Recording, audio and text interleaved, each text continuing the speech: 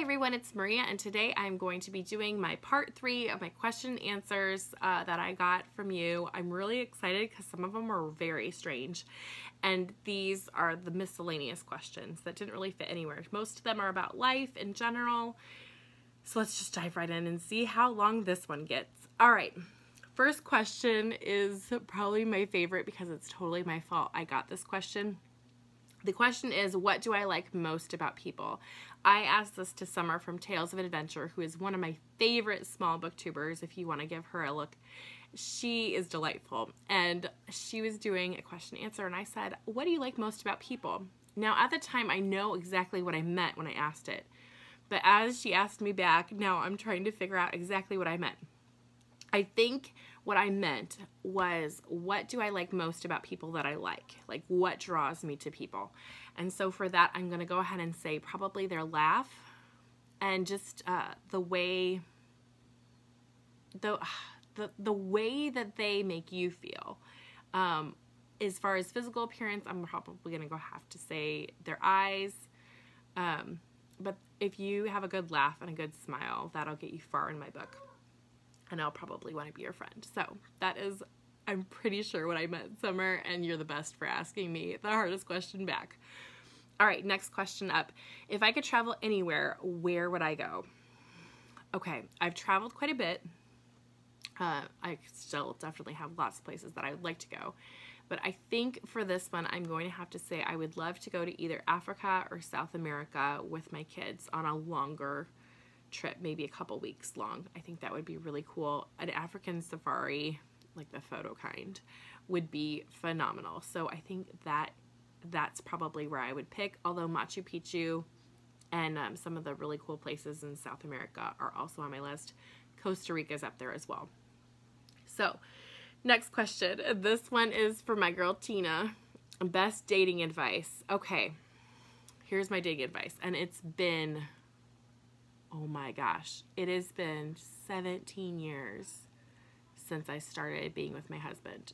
So I'm a little bit lax on the dating advice. However, I have lots of friends who have been dating, and I've had to sit there and watch them through, help them through it. It's not pretty out there. So props to you. The first thing I'm going to say is find somebody with similar values as you. One of my friends asked me a long time ago, how do you know too much different won't work?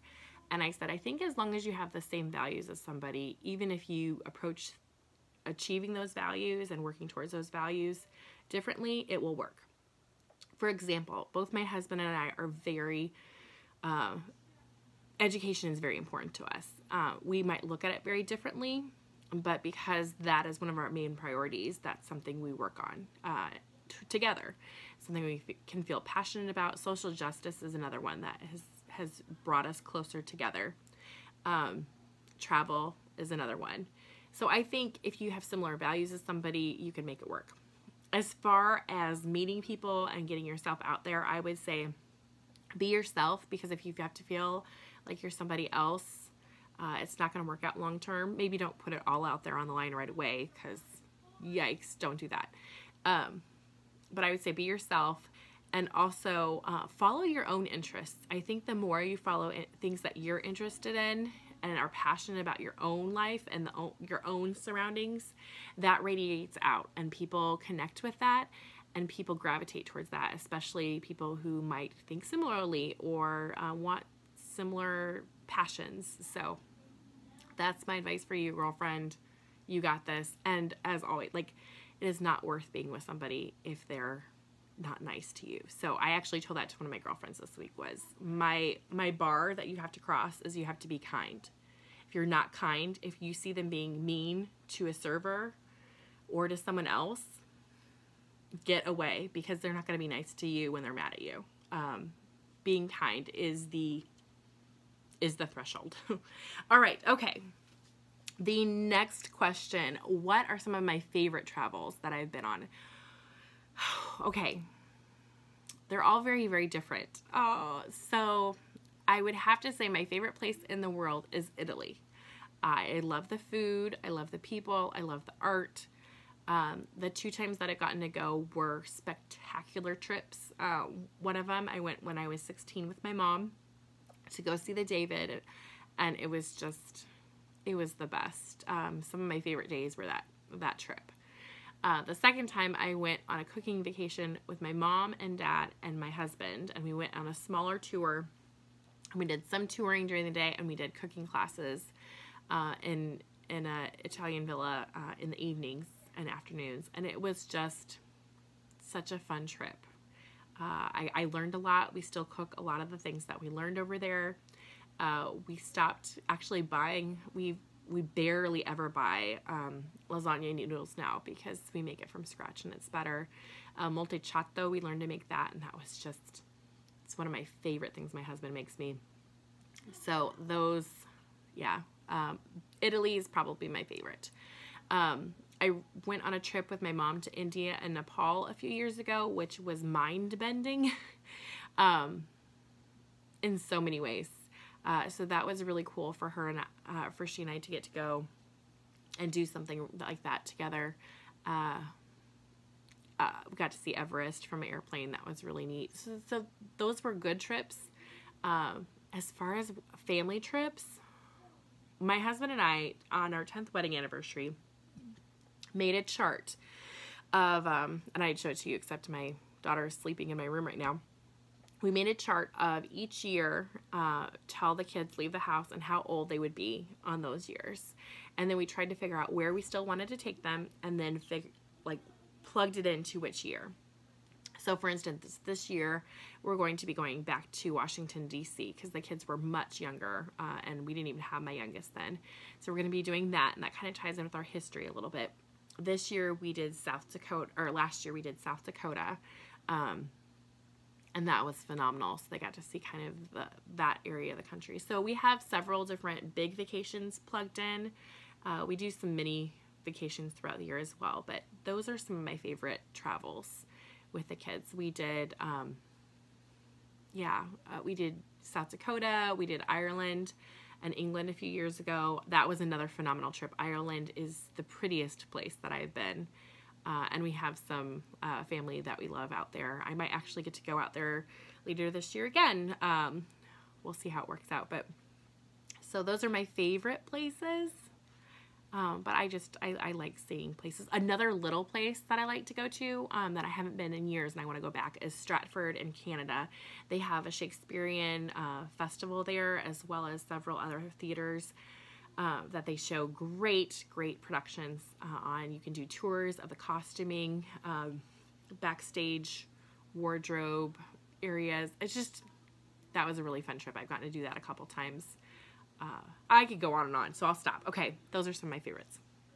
Okay, number something. How is my no-spend month going? Or my no-spend year? Really well. I'm on month 4. I have bought very, very little. I did buy 2 ebooks that were for school, so but they were needs for school. Other than that, I have been using through my toiletries. I haven't purchased any of that. I'm almost through all of the toothpaste that we had stored up for myself, and I'm just going to be making my own toothpaste, trying to move towards zero waste. I haven't purchased more clothes. I do have to buy new workout pants in the next month or 2 because mine are starting to kind of fall a little bit. But yeah, it's been going really well. The first month was easy. The second month was the hardest because I feel like that's when I realized I sometimes use shopping as a band-aid. But I actually went into Target last week and I didn't purchase anything. I just walked around and looked and thought, well, those are nice things, but I don't really want them right now. And I didn't want to break my band just to, I don't know, I never would have been able to do that ages ago. So it's been going really, really well for me. And yeah, I'm excited about it. Okay, I'll do more zero waste, less waste videos in the future. Next, this is a great one. What is your favorite recipe to cook for your family? Okay. Ooh, I love homemade pastas. Sweet potato gnocchi with balsamic glaze and shallot sauce is probably my favorite thing to make. I love mashed potatoes. I would make mashed potatoes every day, but it would not be very good for me, so I don't. But I love mashed potatoes. We always have Taco Tuesdays. My husband, my favorite things he makes are navratna korma, which is an Indian dish. He does that with some garlic naan bread, and that's pretty amazing. He also does the homemade lasagna sometimes, or he does moltechata, which I already told you about, which just translates to badly cut pasta. But he does that with a really good sauce. So, yeah, those are the things he makes. Those are much more labor intensive. We cook all from scratch. We don't really do any frozen foods. I occasionally have some like frozen tortellinis in the freezer for some lunches, but most of the time everything is from scratch. So yeah, I like a lot of foods. I should do a whole nother thing on food at some point, menu planning, because I could talk about food for a long time, and I shouldn't. All right, next up, you've mentioned having a 3-year-old. What are some solutions that have been working for you? Now, first off, I don't even think I have it in here right now, but there's a book I really recommend, No Drama Discipline. It's been really great for me. The Whole Brain Child and The Yes Brain are also books that I'm reading that go together. Same author, Daniel Siegel, I think is his name. But I have been moving towards trying to help her understand her own feelings. I think most people tell you with parenting, the best discipline solution is to catch it before it gets too bad.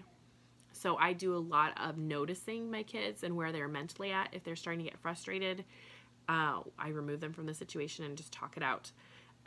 My proudest thing I've done recently was my 3-year-old was very frustrated with her feelings and feeling left out a lot. And so I took a piece of paper and I drew a face over here and like a frustrated, sad face. Very simple drawing. And I said, "Is this how you're feeling right now?" And she said, "Yes."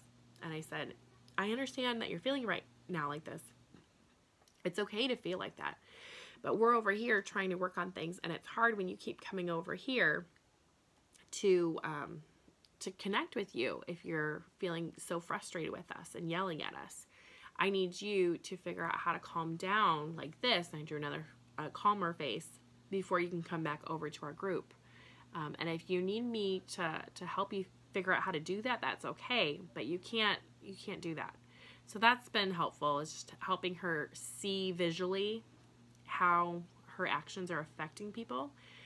Also, she's a big bookworm, so I've been getting loads of books about characters who are throwing fits or learning to be kind or learning to help other people have their way, because 3-year-olds have a hard time with that.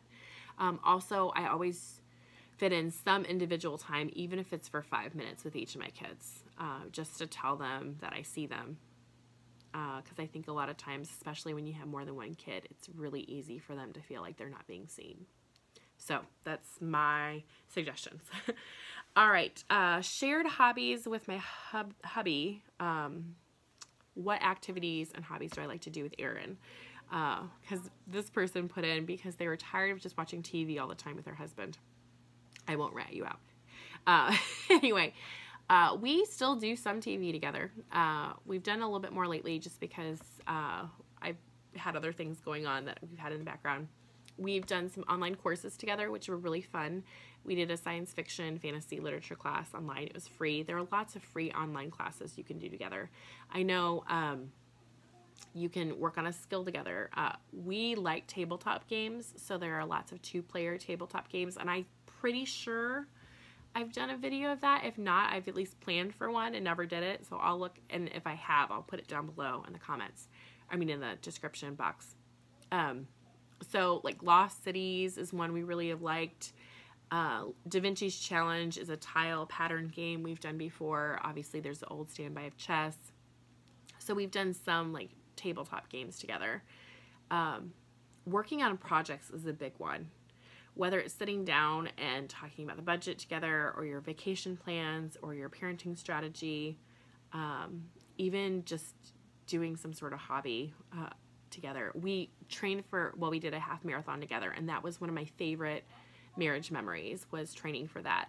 And then we got to the half marathon day, the race day, and he's like, I was going to put in my earbuds to listen to music on the run, 13.1 miles, and he's like, I want to not have music on. Can we just not do that? And I was flipping out, like, how am I supposed to run 13.1 miles without music? but it worked really great. And that's still to this day one of my very favorite marriage memories. So just even working on getting fit together. There are so many online fitness workout videos you can do. So if you don't want to spend the money, yeah, watch a YouTube video together and do that. Do couples yoga. I mean, that can get pretty exciting right there. So, and just being silly, being willing to take a chance on learning something new is great. Cooking together, also a good one. So those are my suggestions.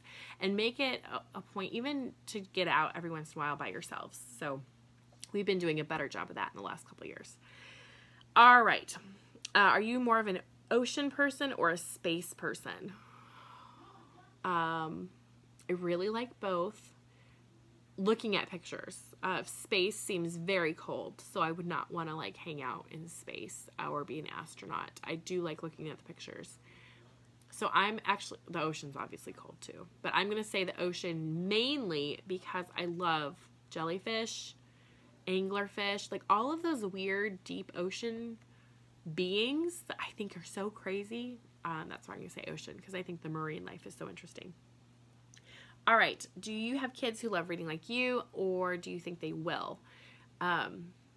Yes, in very different ways than me. My eldest, who's 9, mainly does graphic novels, nonfiction, Star Wars, Lego guides, those kinds of things, Minecraft guides.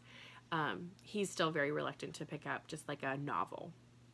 My middle is very goal oriented like my husband, and he has no problem doing that. I likes picking up books that are probably more than he should pick up. And then my 3-year-old will bring me a huge stack of books and read through it. So I have noticed the last couple of days, both boys have been on the couch with books. And while they're not necessarily books that I would choose, they both seem to like reading. Everybody loves listening to audiobooks or have me reading out loud. So I think that comes into play with helping them become readers. Even as they get older, reading out loud is a big thing. Audiobooks in the car we do on long road trips, and that's a lifesaver. Next up, favorite food. I kind of already talked about that, so I won't do it again. Do you have any pets in your home or in your future? Sadly, no. We had to put down our dog, well, both dogs, in the last 3 or 4 months, which is really hard. We are planning on getting on fish, well, several fish, which will be fun. Just because with traveling, dogs I don't think are going to work with our schedule and traveling right now. But I did tell my sister that I would dog sit for her whenever she needed, because it's been hard without a dog. Next up, do you have any favorite YouTubers that you like to watch for yourself or that you like to watch with your kids? Okay, so I'll try and do this kind of quick, but I'll put it down below. Booktubers that I really, really love. I already mentioned Summer from Tales of Adventure.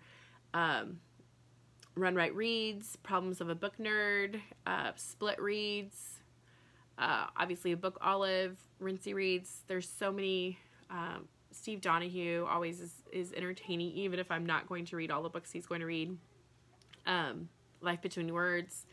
There's so many great booktubers out there that needs a whole nother video. But those are some of my favorites that I always get excited when I see. Krista from Books and Jams. I always like her videos. Other non-booktube people. Will Terrell does a great art channel. I love watching his drawing. He does a lot of graphic comic book looking art, but he has some great tips in there, and he's very entertaining. TED Talks. I am a TED Talk junkie. I love watching TED Talks. Clean My Space. I've been in a very big decluttering mode right now, so Clean My Space is a good one. She gives some really great practical tips for getting better about cleaning. Pepper and Pine, ARG Schooling, and Project Happy Home are some of my favorite homeschool booktubers, and I'm actually excited because Mountain School also said that she's going to be doing more homeschooling, not just book videos this year, so that's pretty cool. As far as my kids go, they love watching Tabletop with Will Wheaton, to the point where they have actually quoted him. And Will Wheaton actually does, on his Tabletop, he will show you how to play certain tabletop games. It's very entertaining though, and it's super fun. What's Inside is another great one that I recommend. It's like a 12-year-old boy, who is with his dad, and they cut things open to see what's inside. So they've done rattlesnake tails. They've done porta potties. They did the pie in the face game, which actually made me feel better when we were playing pie in the face because I understood how it worked. So they're just those kinds of things. That one's a good one. Reactions we just found, which is a chemistry one. And they did one on like peeing on jellyfish stings and the chemistry of sushi. My kids liked that one. And then Tested by Adam Savage, who was one of the old Mythbusters. They enjoy his channel as well. So those are just some of them. We are at 20 minutes well, almost a little past. So I'm going to go ahead and call it quits. But those are all of my miscellaneous questions and answers for you. I think I am all done, other than doing some random videos on some of the more in-depth things you've asked. So I will talk to y'all later. I'm sorry I'm all stuffy, but you know, it's cold season. So bye.